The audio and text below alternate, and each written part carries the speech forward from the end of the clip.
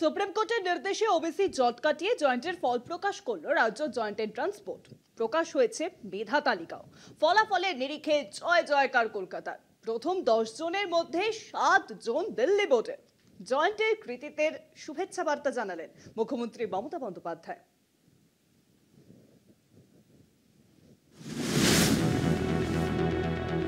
Supreme নির্দেশে কাটল OBC জট, স্বস্তিতে রাজ্য সরকার। জয়েন্ট এন্ট্রান্স পরীক্ষার ফল প্রকাশ মামলায় কলকাতা হাইকোর্টের নির্দেশ স্থগিত সুপ্রিম কোর্টে। প্রধান বিচারপতির নির্দেশে স্থগিত হাইকোর্টের বিচারপতি কৌশিক চন্দ্রর নির্দেশ, নতুন সংরক্ষণ নীতি 140টি শ্রেণী 17% বহাল। জয়েন্ট এন্ট্রান্স পরীক্ষার 117 দিনের মাথায় প্রকাশ মেধা তালিকা। প্রথম হয়েছেন পার্ক সার্কাস ডন বস্কো স্কুলের অনিরুদ্ধ চক্রবর্তী, দ্বিতীয় কল্যাণী সেন্ট্রাল মডেল স্কুলের ছাত্র সাম্যজ্যোতি বিশ্বাস। এক্স হ্যান্ডেলে পোস্ট করে ছাত্রছাত্রীদের শুভেচ্ছা ও অভিনন্দন জানিয়েছেন মুখ্যমন্ত্রী মমতা বন্দ্যোপাধ্যায়। 7ই আগস্ট জয়েন্টের ফল প্রকাশের কথা ছিল, কিন্তু ওবিসি জটের কারণে ফল প্রকাশ করা সম্ভব হয়নি। 2010 সালের পর রাজ্যের সমস্ত ওবিসি সার্টিফিকেট বাতিলের নির্দেশ দিয়েছিল কলকাতা হাইকোর্ট।